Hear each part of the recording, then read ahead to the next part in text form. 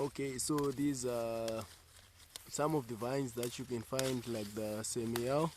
So as you can see, we are busy deleafing our vines. So like our climate here in Zimbabwe doesn't really blend well with grape production, but so in order to minimize some of the losses due to roads and all those water related problems, there is a process that we are currently doing which is known as deleafing of the vines. So the more leaves you take off from the branches, like what we are showing you in the video here, we'll be removing some of the things that helps in promote having a lot of moisture around the grapes. So as you deleaf your vines, you have more airflow going through the vines. The same amount of sunlight will go through your vines. Then you have less chances of having a lot of moisture covering up your grapes.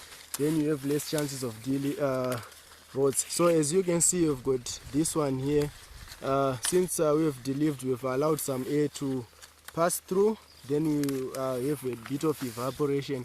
Then those problems caused by a lot of water will be minimized.